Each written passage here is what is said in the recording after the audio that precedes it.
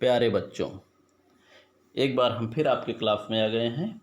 बच्चों, इसमें हम आज आपको जो है बताएंगे पाठ्यक्रम के बारे में। इसके पहले हमने एक वीडियो डाला था पाठ्यक्रम के लिए, लेकिन चूँकि वो हमने स्वयं देखा, वो जो है जो हमने लिखा है वो स्पष्ट नहीं है पाठ्यक्रम, ठीक है। इसलिए हम जब खुद ही नहीं संतुष्ट हैं तो हम आपसे उम्मीद कैसे कर सकते हैं।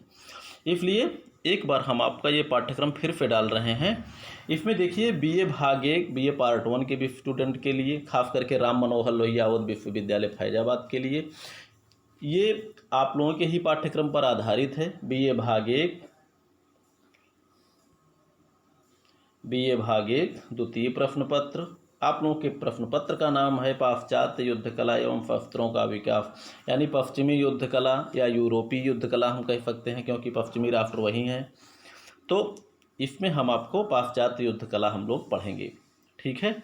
चलिए हम लोग शुरुआत करते हैं, आगे बढ़ते हैं। चलिए थोड़ा सा इसको हम लोग बड़ा कर लेते हैं ताकि अक्षर और भी स्पष्ट हो जाए, ठीक। देखिए आपकी ये जो है पाठ्यक्रम 4 यूनिटों में विभाजित है। यूनिट फर्स्ट में हम पढ़ेंगे वीरता एवं पराक्रम का युग। ये हमारी प्राचीन काल की परंपरा है। प्राचीन काल की उस समय की परंपरा है जब व्यक्ति अपने शारीरिक शक्ति से युद्ध लड़ता था। युद्ध के हथियारों के प्रशिक्षण के दम पर, अभ्यास के दम पर युद्ध लड़ता था, जहाँ पर पराक्रम महत्वपूर्ण होता था। पराक्रम ये महत्वपूर्ण होता था, अर्थात वही व्यक्ति विजयी होता था जो शारीरिक ताकत में ज़्यादा होता था। तो हम इसको बोलते हैं वीरता एवं पराक्रम का युग। तो इस यूनिट में हम पढ़ेंगे, जो पहला चैप्टर है हमारा वो है यूनानी फ्लैंक्स एवं रोमन लीजन। यूनानी फ्लैंक्स एवं रोमन लीजन स्पष्ट से ही पता है कि यूनान का जो सैन्य संगठन था वो फ्लैंक्स कहलाता था। यूनान का सैन्य संगठन फ्लैंक्स और रोम का सैन्य संगठन लीजन, ठीक है बच्चों। तो इससे आप लोगों से प्रश्न कई बार पूछा जाता है, ये चूँकि आगे हम आप लोगों को पढ़ाएंगे, लेकिन इसमें जो है पूछा जाता है फ्लैंक्स कहाँ का संगठन था, लीजन कहाँ का संगठन था, आप लोग समझ लीजिए। तो यूनानी फ्लैंक्स जो है आप लोग इसमें पढ़ेंगे। सिकंदर से आप लोग परिचित होंगे, उसके पिता फिलिप से आप लोग परिचित होंगे, उसके पिता का नाम है। तो यूनानी फ्लैंक्स में हम जो है सिकंदर और फिलिप की युद्ध कला को पढ़ेंगे। चलिए इसके बाद हम दूसरे में पढ़ेंगे जो है कवचित सेना का आविर्भाव। कवचित सेना, क्योंकि प्रारंभ में जब सेना जो होती थी वो कवच युक्त नहीं होती थी, ठीक है। उसे अपने शरीर को नंगे ही रहकर युद्ध लड़ना पड़ता था या साधारण वस्त्र होते थे। तो इससे में कवच का सेना में प्रयोग कब किया गया, वहीं से हमको इसमें पढ़ना है। सेनाओं में कवच का प्रयोग, जैसे कवच का सर्वप्रथम प्रयोग किसने किया, यूनानियों ने अपने शरीर को हथियारों के घाव से बचाने के लिए कवच का प्रयोग करना प्रारंभ किया। इसमें हम लोग कवचित सेना का आविर्भाव, यानी कवचित सेना का कब से प्रारंभ हुआ, कवचित सेना कैसे आई, उसके बारे में हम लोग पढ़ेंगे। उसके बाद हम लोग पढ़ते हैं यूनिट 2 बारूद एवं भाप का युग। बच्चों आप लोगों को मालूम है इसमें जो प्रमुख जो 2 चीज़ें हैं जिसको हमको पढ़ना है, बारूद और भाप। यहाँ बारूद का प्रयोग जो है हथियारों से निर्मित, हथियारों से मतलब है इसका हथियारों का अर्थ, जिसमें आग उगलने वाले हथियार, बारूद से आग उगलने वाले हथियारों का निर्माण हुआ। और हम लोग बारूद युग में कब से प्रवेश करते हैं, जब से जो है बारूद की खोज की गई। आप लोगों को मालूम है 13वीं शताब्दी में या 1249 में रोजर बेकन ने बारूद की खोज की, तब से हम लोग प्रारंभ करते हैं, बारूद युग में प्रवेश करते हैं, ठीक है। बारूद युग का आगमन यानी युद्ध में टेक्नोलॉजी का प्रारंभ। हम लोग टेक्नोलॉजी के युग में प्रवेश करते हैं, किसके आने से, बारूद के आने से, ठीक है बच्चों। उसके बाद होता है भाप। भाप क्या है, आप लोगों को मालूम होगा कि जैसे जो है भाप के शक्ति की खोज जेम्स वाट ने की थी, जो एक ब्रिटिश वैज्ञानिक था। वैज्ञानिक क्या था, अब जो है वैज्ञानिक बन गए सब खोज कर करके, लेकिन वो ब्रिटिश वैज्ञानिक था, जैसे कहते हैं जेम्स वाट। ठीक है बच्चों, इसने भाप के शक्ति की खोज की। अब देखिए, जहाँ एक प्रकार बारूद की खोज से हथियारों के क्षेत्र में क्रांति आई, आग उगलने वाले हथियार बने और सेना में शक्ति का महत्व समाप्त हो गया। कहने का मतलब पराक्रम का महत्व समाप्त हो गया। पराक्रम का महत्व समाप्त कैसे हो गया? जैसे जो व्यक्ति चाहे कितना भी ताकतवर हो, आप उसको गोली मार सकते हैं, तो उसके लिए ताकत का महत्व जो है समाप्त हो गया। महत्व किसका हो गया? बारूद यानी टेक्नोलॉजी का। अब यहीं से प्रारंभ हो जाता है टेक्नोलॉजी का प्रारंभ। ठीक है, यहीं से प्रारंभ होता है टेक्नोलॉजी का। अब देखिए, जहां अभी तक व्यक्ति युद्धभूमि तक जाने के लिए घुड़सवार बैलगाड़ियों से जाते थे, वहीं भाप की शक्ति से आ जाने से ये लोग रेलगाड़ी, रेल का प्रयोग, रेलवे का प्रयोग करना प्रारंभ कर दिए, एक स्थान से दूसरे स्थान तक सैनिकों को भेजने के लिए। और वो काल जो भी था, उस समय जो कुछ भी निर्माण हो रहा था, केवल जो है युद्ध को ही ध्यान में रखकर निर्माण किया जा रहा था। ठीक है बच्चों, तो इसमें हम लोग पढ़ेंगे प्रथम चैप्टर गुस्ताव एडोल्फ फ्रेडरिक महान। गुस्ताव एडोल्फ, आप लोग इनसे परिचित नहीं हैं। अब इन लोगों के बारे में आप लोग जब पढ़ेंगे तभी आप लोग परिचित होंगे, इसलिए मन लगा कि आप लोगों के लिए बिल्कुल नया है, यहाँ के हैं नहीं। गुस्ताव एडोल्फ जो है ये स्वीडन का है। गुस्ताव एडोल्फ ये स्वीडन का है, और फ्रेडरिक महान ये जर्मनी या प्रफा का प्रारंभिक नाम जर्मनी है। अरे वो प्रफा का वर्तमान नाम जर्मनी है, यानी जर्मनी का पूर्व नाम प्रफा है। ठीक है बच्चों, इसमें हम लोग यही पढ़ेंगे। उसके बाद हम लोग पढ़ेंगे जो है दूसरे नंबर पर सामुद्रिक शक्ति का विकास। देखिए, थोड़ा सा बड़ा कर देते हैं इसको। दूसरे चैप्टर में सामुद्रिक शक्ति का विकास। जैसे आप लोगों को मालूम होगा कि जो यूरोपीय देशियाँ हमारे देश में व्यापार करने आई, व्यापार करते करते इन्होंने हम लोगों पर अधिकार कर लिया। जैसे अभी तक भारत जो है आज़ादी कब मिली? अंग्रेज़ों से आज़ादी मिली थी। अंग्रेज़ क्या थे? हुक्मरान नहीं बन के आए थे, ये केवल व्यापारी बन के आए थे। अब यहाँ आते आते, यहाँ आने के बाद उनको इतना अधिक उनके अंदर लालच भर गया कि उन्हें लगा कि यहाँ से हम जो है सोना खूब बटोर कर ले जा सकते हैं। तो कहने का मतलब सामुद्रिक शक्ति, सामुद्रिक रास्ते, क्योंकि हवाई जहाज नहीं था, पानी में चलने के लिए केवल बड़ी बड़ी जहाज़ें, बड़ी बड़ी बोटें, उन्हीं का प्रयोग किया जा रहा था। तो इसमें हमको पढ़ना है सामुद्रिक शक्ति में सबसे पहले जो है किसने अपना जो है रुझान व्यक्त किया, और जो है वर्तमान समय में आते आते कौन कौन से राष्ट्र सामुद्रिक शक्ति में कहाँ तक पहुँच गए। तो सामुद्रिक शक्ति में हम लोग प्रमुख रूप से जो सामुद्रिक शक्ति का जो पहले ध्यान दिया, सर्वप्रथम ध्यान दिया, वो है ब्रिटेन या इंग्लैंड या अंग्रेज। ठीक है बच्चों, ब्रिटेन ने। इसमें हम लोग सामुद्रिक युद्ध कला में ये चीज़ें पढ़ेंगे। अगला नंबर आ जाता है सी नंबर, द्वितीय यूनिट का जो तीसरा जो है चैप्टर है वो है सशस्त्र राष्ट्र राज्य। इसी में हमको पढ़ना है नेपोलियन की युद्ध कला। बच्चों, ये वो समय था जैसे जो है जब युद्ध में बारूद की खोज हुई, युद्ध में बारूद का प्रयोग होने लगा, तो अग्नि अस्त्र बनाए गए, जिसका परिणाम ये हुआ कि बंदूकें, तोप, मस्केट ये सभी बनी। और उसी में जो है जब भाप की शक्ति का आविष्कार की खोज की गई, भाप के शक्ति की खोज की गई, तो वहीं से रेलवे भी बना, और यहीं से जो है औद्योगिक क्रांति का भी प्रारंभ हो जाता है।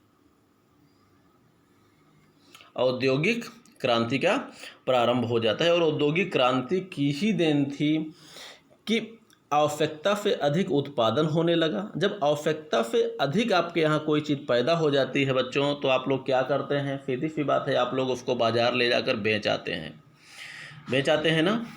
लेकिन अब यूरोपीय देश में जब संपूर्ण राष्ट्रों में ही जो है ये स्थिति पैदा हो गई औद्योगिक क्रांति की, सबके यहाँ अफराद हुआ माल, तो इन लोगों को बाज़ार ढूंढने की ज़रूरत पड़ी, जो कि हमारे एशिया महाद्वीप में, अफ्रीका महाद्वीप में, जहाँ पर औद्योगिक क्रांति नहीं हुई थी, वहीं पर ये लोग अपने माल को बेचने के लिए आए।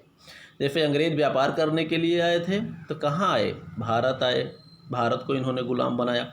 तो वैसे ही सभी यूरोपीय जातियाँ, जैसे अंग्रेज हो गए, फ्रांसीसी हो गए, डच हो गए, इटली हो गए, इटली वाले हो गए, पुर्तगाली हो गए, डेनमार्कियन हो गए, सभी जो व्यापार करने के लिए निकल पड़े। क्यों निकल पड़े? क्योंकि औद्योगिक क्रांति भाप युग से प्रारंभ हो चुकी थी और उनके यहाँ आवश्यकता से अधिक माल उत्पादित होने लगा। तो वही पढ़ेंगे हम लोग। सशस्त्र राष्ट्र राज्य में क्या हुआ था? औद्योगिक क्रांति का आगमन हो चुका था। युद्ध में व्यापारिक पद्धति जो है हावी हो रही थी और स्थिति क्या थी? नेपोलियन फ्रांस का था।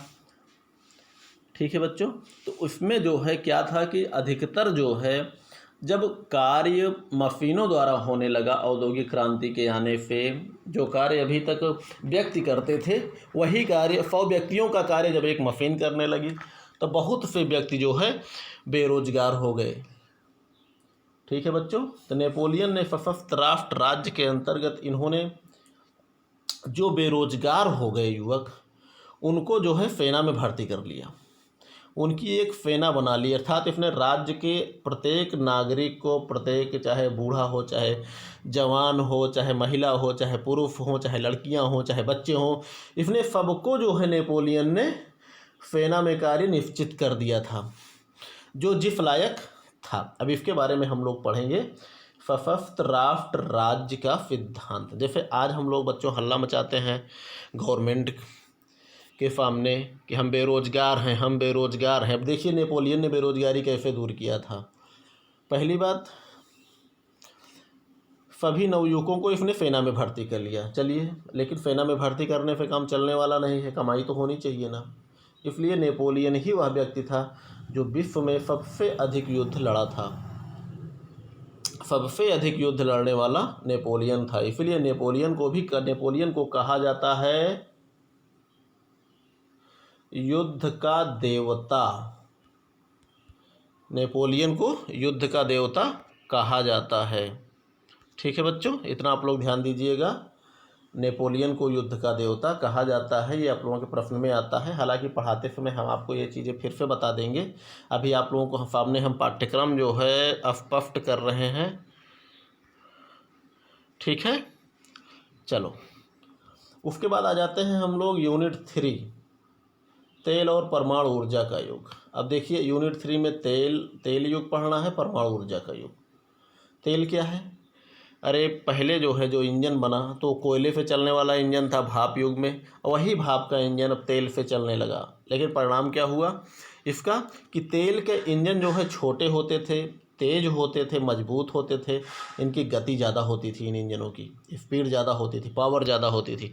तो ऐसे में जब तेल का इंजन बना तो इससे जो है छोटे छोटे वाहन बन गए। अभी तक केवल रेलवे बना था या बड़े बड़े युद्धपोत बने थे, बड़े बड़े युद्धपोत नहीं जलपोत बने थे। अब क्या था, तेल के आने से हमारे पास जो है छोटे वाहन बन गए, बसें बन गई, ट्रक बन गई, मोटर कार, यहाँ तक कि 2 पहिए की बाइक बन गई। इसके अतिरिक्त जो है युद्ध क्षेत्र में इनका प्रयोग होने लगा। किस रूप में? टैंकों के रूप में। और युद्ध में क्या बोलते हैं 1903 में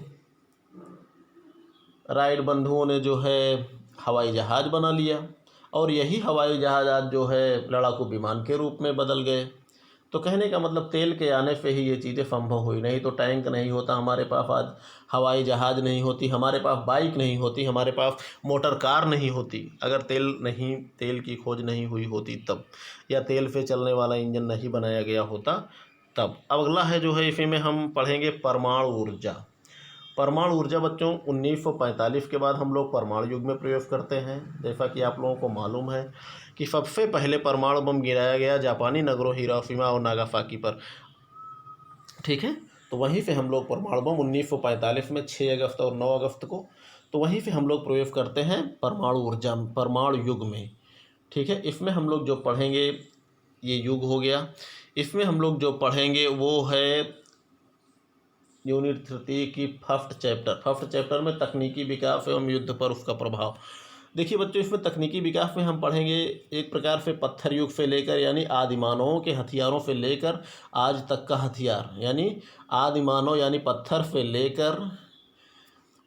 लेकर लाठी, डंडे, तलवार, छुरा, गदा, भाला, उसके बाद आ जाइए बारूद युग में, बंदूकें, राइफल्स, ग्रेनेड, उसके बाद तोप, टैंक, मिसाइलें, उसके बाद तेल युग में होते होते हवाई जहाज़, लड़ाकू विमान, टैंक, इन सब के साथ होते हुए आज हम परमाणु युग और न्यूट्रॉन बमों का युग, आज फाइबर युग में हम लोग प्रवेश कर चुके हैं। तो ये हम पढ़ेंगे कि तकनीकी विकास का युद्ध पर क्या प्रभाव पड़ा है। इसके बारे में हम आपको वहाँ पढ़ाएंगे जब आप लोगों का क्लास इस चैप्टर पे आएगा तब। तो यही मतलब है इसका कि पहले की टेक्नोलॉजी क्या थी, आज की टेक्नोलॉजी क्या है, और इसका जो है और पहले के युद्धों से लेकर आज के युद्धों में अंतर क्या है। अंतर यही है बच्चों कि जैसे पहले जो है युद्ध में शारीरिक ताकत का महत्व हुआ करता था पराक्रम युग में, आज की स्थिति ये है कि हम पिस्टल लेकर किसी को गोली मार दें। चाहे जितना ताकतवर व्यक्ति होगा, चाहे जितना कुशल होगा लाठी चलाने में, भाला चलाने में, तलवार चलाने में, उसको मरना ही पड़ेगा। तो ये अंतर है पहले के और आज के युद्ध में। पहले के युद्ध में शक्ति का महत्व होता था, आज के युद्धों में टेक्नोलॉजी है, सिर्फ युद्ध का मशीनीकरण हो गया है, यूँ कहिए। ठीक है बच्चों, बी राष्ट्र युद्ध है। इसमें हम आपको जो कुछ भी पढ़ेंगे आपको पढ़ाएंगे जो है इसको फ़िलहाल अभी हम राष्ट्र युद्ध वही है जो क्या बोलते हैं, चलो इसके बारे में हम आपको पढ़ाएंगे वहाँ पर, अभी इसको फ़िलहाल छोड़ दीजिए, इसके बारे में हम कुछ स्पष्ट अभी नहीं कर पाएंगे बच्चों। उसके बाद सी जो है, हमें लगता है ये तकनीकी विकास के युग और उनका प्रभाव में राष्ट्र का युद्ध भी हो सकता है, उसी में आपको पढ़ा दिया जाए। चलिए उसके बाद हम पहुँचते हैं क्या बोलते हैं सी चैप्टर, प्रथम एवं द्वितीय विश्व युद्ध के नए उपकरण। इसमें हम ये पढ़ेंगे कि प्रथम और द्वितीय विश्व युद्ध यानी 1914 से 18 प्रथम विश्व युद्ध चला, उसके बाद 1939 से 45 तक द्वितीय विश्व युद्ध चला। तो इस बीच में युद्ध के मैदान में किन नए नए युद्ध के उपकरणों का प्रयोग किया गया और किन नए नए युद्ध के उपकरणों की खोज की गई, इसके बारे में हम इसमें पढ़ेंगे। अब उसमें देखा जाए तो अगला जो चैप्टर है वो है डी नंबर, युद्ध पर परमाणु ऊर्जा का प्रभाव। बच्चों एक बार परमाणु बम गिराया जा चुका है, तो वर्तमान स्थिति ऐसी है कि उसकी भयानकता को देखते हुए कोई राष्ट्र जो है ये नहीं चाहेगा कि हम पर परमाणु बम गिराया जाए। तो इसके बारे में हम लोग पढ़ेंगे कि ऐसा क्यों नहीं चाहेगा, परमाणु बम का आज के समय में क्या प्रभाव पड़ा है राष्ट्रों के ऊपर, राष्ट्र क्यों नहीं चाहते कि इतनी भयानक हथियार का प्रयोग हम पर गिराया जाए। इसके लिए वो इसी डर से तो बहुत से युद्ध स्वयं ही टल जाते हैं। ठीक है बच्चों, चलिए अब यूनिट चौथे में हम लोग पढ़ेंगे फाइबर युद्ध कला। क्या चीज़ है? फाइबर युद्ध कला। फाइबर का मतलब होता है सूचनाओं का उपकरण। सूचनाओं का सबसे तेज उपकरण इस समय है कंप्यूटर, या सूचना युद्ध भी बोला जाता है, इसको कई नामों से जाना जाता है। कंप्यूटर युद्ध, सूचना युद्ध, नेट युद्ध, ज्ञान युद्ध, पास युद्ध, लेकिन सबसे जो उपयुक्त नाम है वो है फाइबर युद्ध। ठीक है बच्चों, इसमें हम लोग पढ़ेंगे कंप्यूटर की आवश्यकता। आज देखिए संपूर्ण राष्ट्र ही कंप्यूटराइज्ड हो चुका है, जहाँ पर हर संस्थाएं राष्ट्र की कंप्यूटर से चलने वाली हो चुकी हैं।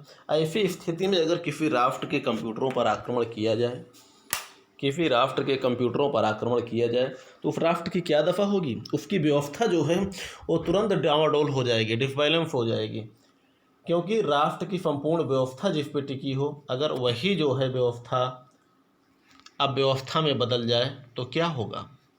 तो ये स्थिति है आज के समय की, क्योंकि कंप्यूटर पर हमारी सारी संस्थाएं आधारित हैं। आप लोग देखते होंगे, आप लोग जहाँ कहीं भी जाते होंगे, क्या कोई ऐसा स्थान है जहाँ बगैर कंप्यूटर के काम होता है? नहीं। आप लोग एडमिशन लेने आए, यहाँ भी कंप्यूटर से आपको चतुर्वेदी जी रसीद काट कर दिए, बैंक में भेज दिए, खाता खुलाने जाओ, वहाँ भी कंप्यूटर से ही पूरा काम हुआ। आपको ऑनलाइन कराना हुआ, वो भी कंप्यूटर से ही पूरा काम हुआ। बच्चों आप लोग मोबाइल पे हम आपको पढ़ा रहे हैं, ये भी मोबाइल जो है आप लोगों के लिए एक छोटा सा कंप्यूटर ही है। ठीक है, ऐसा कोई वर्क नहीं है जहाँ पर कंप्यूटर का प्रयोग ना होता हो। अब हम लोग व्यक्तिगत लाइफ में हम लोगों के आ गया है। अब आप बताइए, जहाँ पर हर स्थान पे कंप्यूटर और जो है कंप्यूटर को ही डिसबैलेंस करने की व्यवस्था केवल कंप्यूटर के ही द्वारा, वायरस फेंकना, उसमें पासवर्ड को तोड़ना, ये सारी चीज़ें हैं कंप्यूटर युद्ध कला के लक्षण हैं।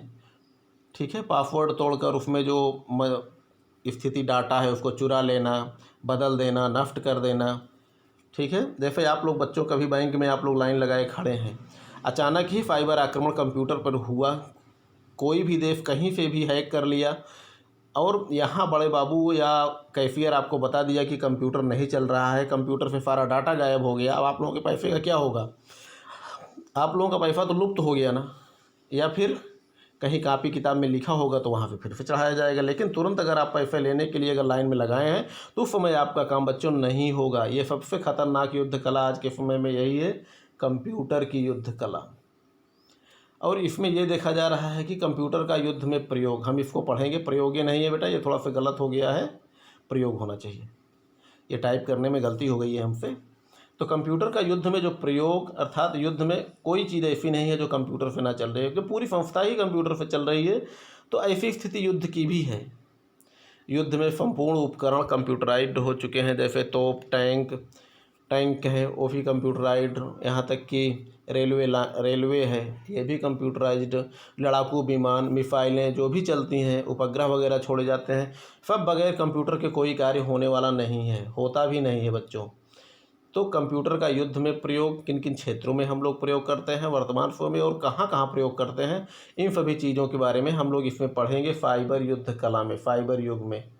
ठीक है बच्चों, चलिए, तो इसमें हम लोग कंप्यूटर की आवश्यकता और कंप्यूटर का युद्ध में प्रयोग, ये चीज़ें हम लोग पढ़ेंगे। ठीक है बच्चों, स्पष्ट हो गया? ठीक है बच्चों, अगर ना समझ में आए तो आप लोग कई बार सुन लीजिएगा। ठीक है बच्चों, पढ़ो और खुश रहो।